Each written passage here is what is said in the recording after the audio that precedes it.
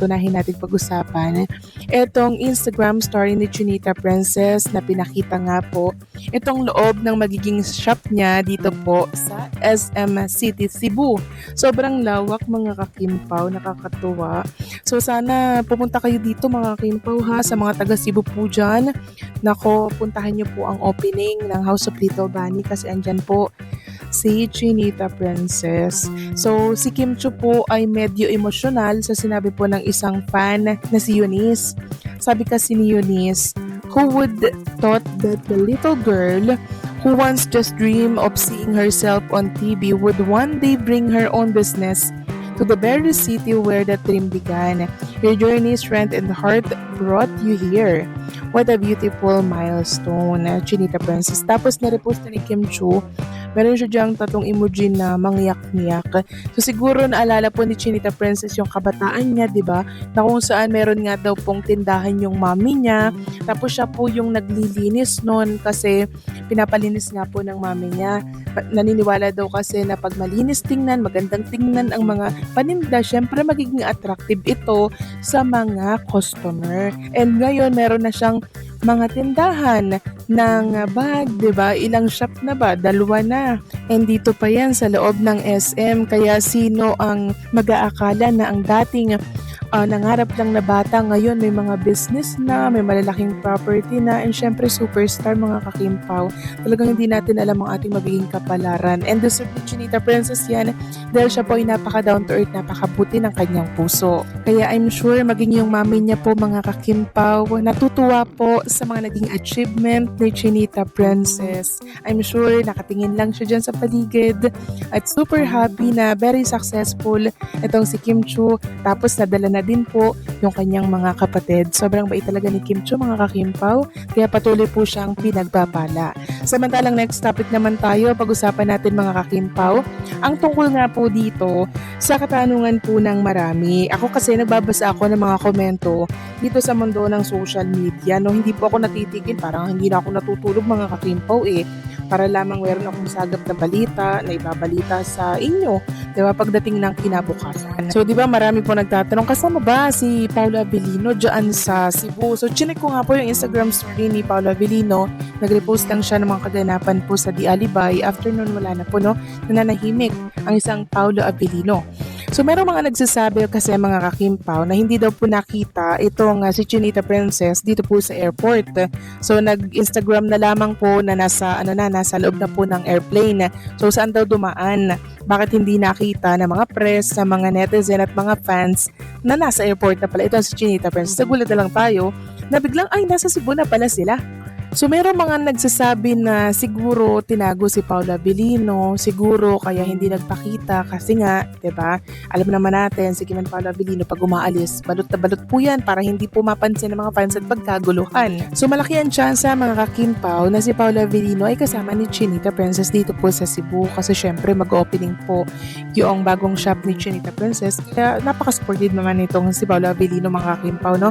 Pero ang tanong, nasaan daw si Paolo Abilino? Bakit daw hindi nakikita sa Instagram story ni Chinita Princess? Parang di niya naman po alam at kilala si Paolo Abilino. Yan po kahit andyan sa tabi, hindi yan sasama sa Instagram story kasi sobrang mahiyain, nonchalant, ganyan. Basta lagi lang nating isipin na kung nasan si Kim Chiu, nandun po si Paolo Abilino, at kung nasan si Paolo Abilino, nandun si Chinita Princess. Kung may katotohanan man ang usap-usap na hindi nakita sa airport si Paolo dahil pala diretsong dinala siya ni Kim sa Cebu, natural lang na mag-explode ang kilig at speculation ng fans. Sa dami ng sightings, travel clues, at mga pa-soft launch moments nila nitong mga nakaraang araw, hindi nakapagtaka na bawat galaw nila ay sinusunod at inaabangan. Pero kung isipin mo ng mas malalim, may dalawang malaking posibilidad sa ganitong balita. 1. Kung totoong magkasama sila ng low-key sa Cebu. Aba, hindi na talaga nagpapakipot ang universe sa Kim Pao. Cebu is home para kay Kim, so kung si Paolo ay nandun quietly, ibig sabihin close na talaga sila to the point na may private access siya sa personal life ni Kim, hindi lang sa trabaho. At kung tinago pa raw, pwede rin. Gusto nilang umiwas sa crowd at kaya nila ng tahimik na moment, lalo na't hectic ang schedules. Ayaw nila ng dagdag pressure habang mainit ang fans at media. Sa showbiz, ang pagpili ng private over publicity malaking indikasyon yan na may value talaga sa isa't isa. Attach. 2. Kung chismis lang at exaggeration ng fans' online pages, normal na yan ngayon, lalo na trending non-stop ang Kim Pao. Minsan kahit simpleng hindi sila nakita sa gate o ibang exit, nagiging tinago sa Cebu agad. Pero kahit exaggeration, hindi maikakaila na sobrang lakas na narrative nila. Kasi kahit walang confirmation, ang daming naniniwala agad.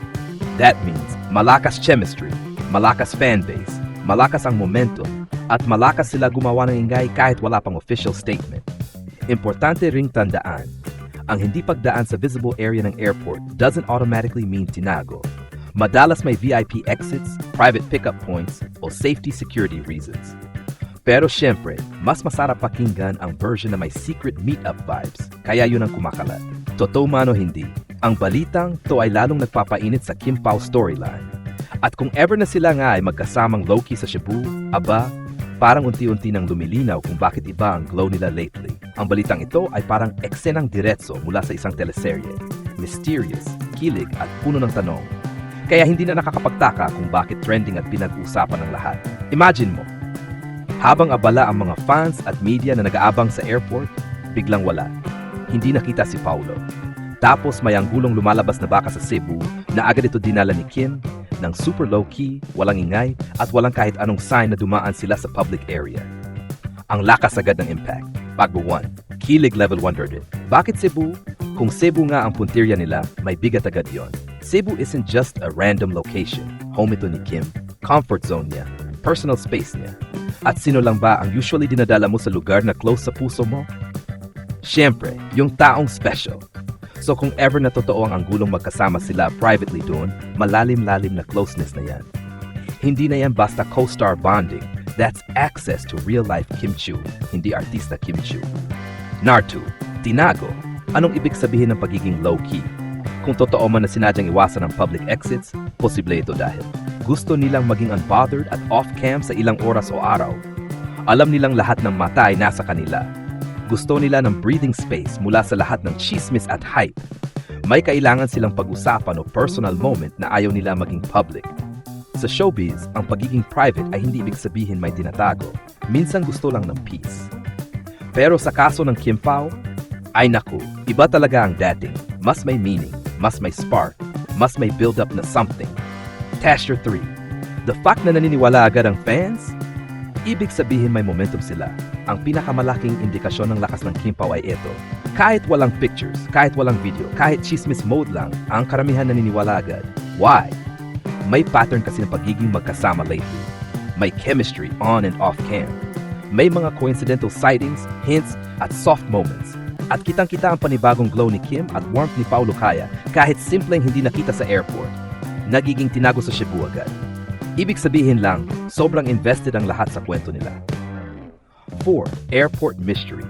Hindi unusual, pero intriguing. Totoo naman, maraming artista ang hindi dumadaan sa main entrance na airport.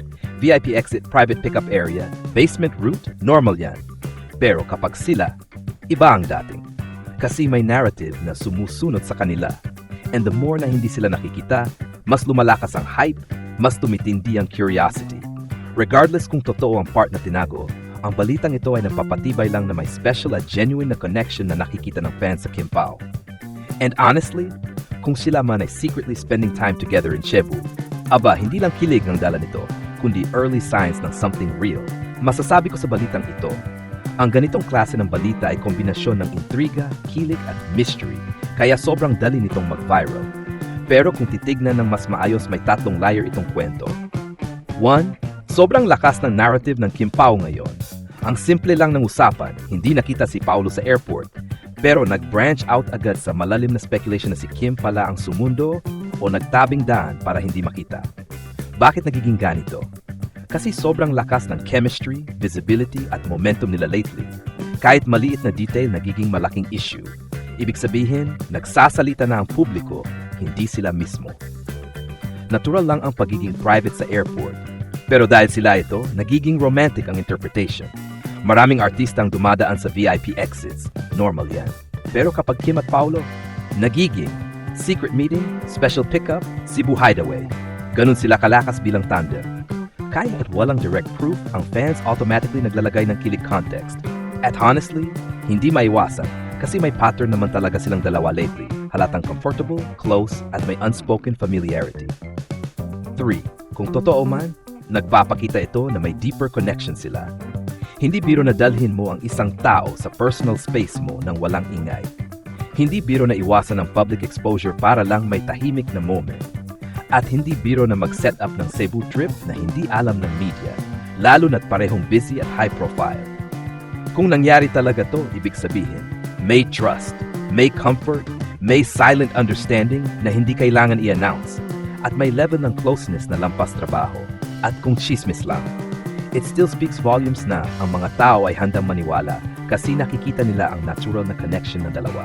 Ang balitang ito, totoo man o exaggerated, ay patunay na hindi ordinaryo tandem ang Kim Pao. They create buzz kahit walang pinapaingay. They create kilig kahit walang humaharap na statement. And the fact na bawat galaw nila ay may sariling storyline, ibig sabihin may magic talaga ang combo nila.